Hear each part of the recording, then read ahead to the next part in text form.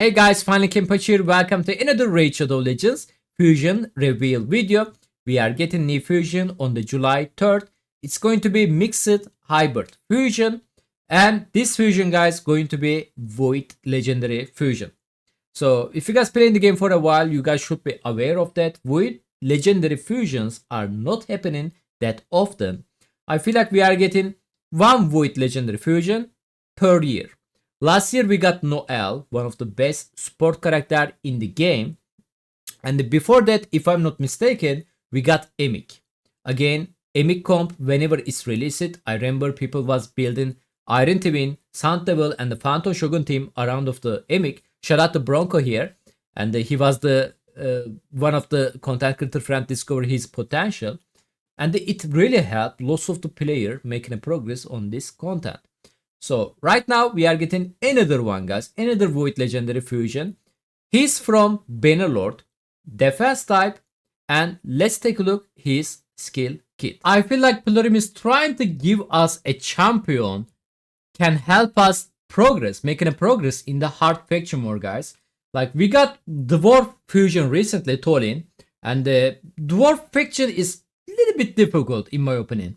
Especially if you guys don't have a specific champion, it can be pain. Same for the Bannerlord. If you guys don't have a Taras Marichka, that also can cause some pain. So we got a Dwarf, and this time we are getting Bannerlord, Titus, Black Plume. So let's take a look at his skill kit. His A1 skill, attack one enemy, single target, has 40% chance to place and block active skill debuff by 2 turns. This effect cannot be resisted if the champion under shield buff. Whenever an ally counterattacks, team up with the allies to attack, or they instantly activate its skill. Also has 40% chance to place a block active skill debuff for 2 turns on the target enemy. If there are multiple champions on the team with this skill, only one will activate. So there is going to be 20% increased chance to placing your debuff after you book Titus. And his chance is going to be 60% on the A1 skill. 60% chance for the block active skill is quite a nice, guys. There's a couple of the similar ability. There is a couple of more champion with similar ability, like a Shuzan A1 skill. Same for the Ursuga A1 skill, guys. They are also the Void Legendary champion. And this skill doesn't maybe seems too strong for you, especially for the any content in the game except the hard faction mode. Hard faction mode, this skill actually very strong, guys. Let me explain why. It's a single target lookout ability, right? Who care about it? Well, here's the thing, chat. So in the hard faction mode, there is lots of Jingwon. Jingwon everywhere, okay? And how you can counter the Jingwon? You cannot CC the Jingwon, his immune to the CC abilities. You can lockout him, or you can lang block active skill debuff to the Jingwon. This is how you can stop the Jingwon, guys. So Titus A1 skill against the Jingwon on the hard faction war can help us. His A2 ability. Attack one enemy. This attack always crit if the champion under a shield buff. This attack also gains a damage boost equal to the value of the shield. Remove all debuff from all allies if the target is the killed. If the target survives, then they place a provoke debuff on all enemies for 1 turn instead. This effect cannot be resisted if the champion under a shield buff. Cooldown is going to be 3 turn cooldown after you book that skill. So there is a one thing for sure, guys. We need a shield buff for this champion. Unfortunately, he doesn't have a self shield cast. So we either need a champion with the shield ability, or we can use a bolster set, shield set, blood shield set to give him a shield. So while he's under a shield, his skill going to be cannot be resisted. And this A2 skill, not A1, A2 skill going to be crit attack. More thickness on the shield is also going to be increase the damage coming from this A2 ability.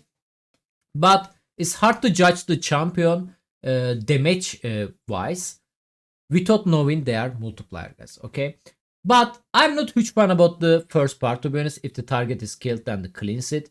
Fully cleanse your team. I wish this is like You know, this is Void Legendary we are talking about here. I wish this cleanse ability is still going to be open even the target survive.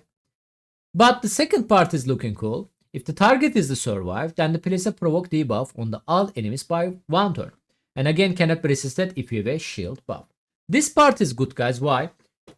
So we're basically talking about AoE control champion here. A1 skill can look at the Jingwon, not his passive skill too, his active skill. So his passive skill is still going to be protect rest of the teams. Keep that on your mind. But let's say there is no Jingwon, just normal hard faction or floor we're talking about here. And the provoke debuff, there we go. Like he have a provoke debuff. You can control the enemies without worrying about anything, which is cannot be resisted, so 100%. And he's not affinity champion, he's a void affinity, so cannot be weak attack as well.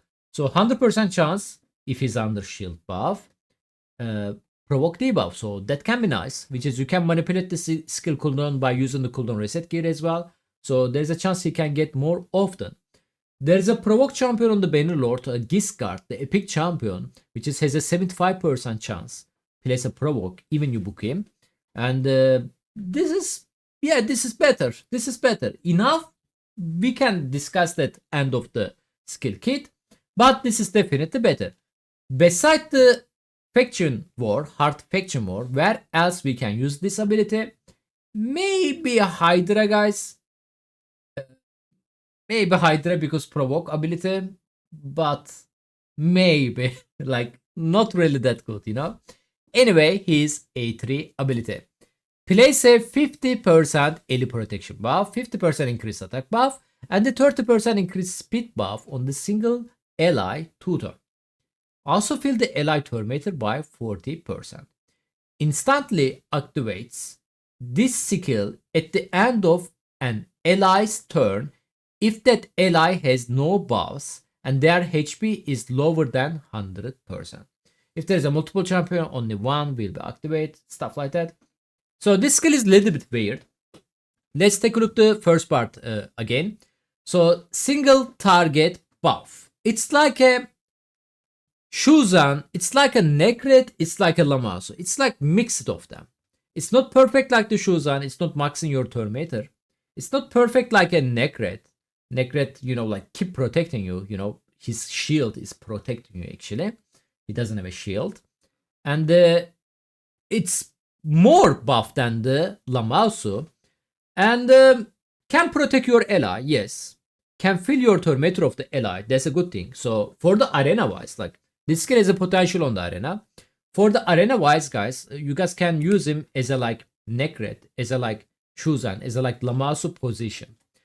Again, not exactly of them. Okay, don't get me wrong. I still prefer like Lamasu, maybe not Lamasu, but Necret and Shuzan over that champion for sure, for the arena wise. But can help you. So what is the scenario going to be? Perfect scenario for the usage of the skill. Let's say you have an attack DPS champion on the arena. You don't want to give him stone skin. Or even you give him stone skin. They are squishy, right? They are dying easily. Well, you can bring Titus on your team. You can build Titus super fast. You can fill your turn meter of your attack DPS champion, which is at the same time it's going to give increased attack, increased speed, and ally protection buff. Ally protection buff going to help you to keep him a little bit alive. He can still die too. It's not Necret. They can still die, okay? But at least filter meter part can help you to make a synergy, you know? Your slow attack DPS, maybe can get a turn with this ability, guys, okay? Second part, I'm not 100% understand that. Instantly activate this skill at the end of the ally turn if that ally has no buffs and their HP is lower than 100%. So basically, let's say enemy starts first, maybe this skill not on the cooldown, and they attack your ally. There is a chance they can just one-shot that ally, especially if you're talking about attack DPS champion. But if it is not attack DPS, if you're talking about like different DPS, like Marius for example, let's say, or the HP DPS champion, that can also be proc on them. And that can be nice. Again, like not like Necret. Necret has a shield. But ally protection can help you to protect that. I wonder which ally that's going to be proc to. Like, I don't think that's going to be proc on the multiple ally, which is a little bit at the end of the ally's turn, it's a. So if it is proc on the every ally in the arena, this can be huge actually. We need to build him maybe stone skin for that case, because ally protection going to be make him to take insane amount of the damage. He's going to absorb the damage, so he's going to die from that.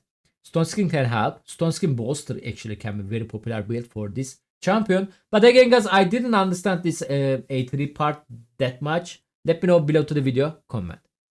Passive skill. Each time an enemy hits an ally, that ally next attack deal 10% more damage for the each hit they take. Stack the 100%. The damage increase reset after the ally deals damage. So the skill, passive skill was extremely strong until the last part, damage increase reset after your ally deal damage. So still not bad ability, don't get me wrong, but you kinda need a slow DPS champion to make this get more potential from this passive skill, right? If you want more damage increase from this passive skill, then your DPS champion need to be slow. He need to get attack a lot, and each attack going to be increase the damage, and boom, then you are going to be release the damage. Again, both of the A3 and the passive skill has a potential on the arena as well. Same for the faction more heart. Beside that, beside Heart Faction War and the Arena, do we have usage of this champion in the any other content? Obviously the Siege, guys. I'm not talking about Siege. Like, there is no bad champion for the Siege if you're talking about the Siege.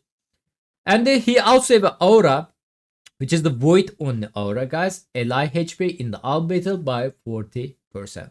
Again, this is Void only Aura. So, my opinion about him. Looking promising on the Heart Faction War. Arena-wise, not sure how is the A3 skill working, but if this A3 skill working on the multiple allies, which is it's saying allies, that can be very, very good actually. I actually like it. I actually will like him more. But even without this A3 skill, like let's just remove it, his A1 and the A2 skill can help you guys on the Heart Faction War. Is that game changer? Is that like, oh man, I'm gonna get him. I finished my Heart Faction War right now. Yeah, no, it's not like that. It's more like control champion, you know. Can be protected as well if you count the A3 skill now. But that was it. I'm going to try to get him, guys, because like I said, I don't have a Taras or the Marichka. And for the Heart Faction War, we need any solid champion we can. I'm not super hype about him.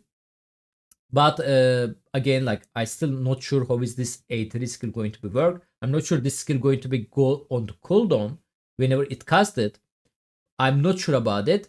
But even though that's enough reason for me. I mean, Faction More Hard is the enough reason for me. This is also why I go for the Toiling Fusion for the Hard Faction More. So it's going to help me there, hopefully. I still didn't build him, but we will see. That was it. Let me know what you guys thinking about this Fusion Champion. Again, Void Legendary Fusion Champion. Starting on the July 3rd. It's going to be a Hybrid Fusion, guys. After you guys watch this video, after you guys like the video, if you guys love the content, of course, go check my YouTube community tab. I'm going to make a poll there. Did you guys like this champion? Are you guys going for him or not? I would love to see you guys' reaction. You guys vote over there. As always, thank you so much for the watching. Take care of yourself. Bye bye.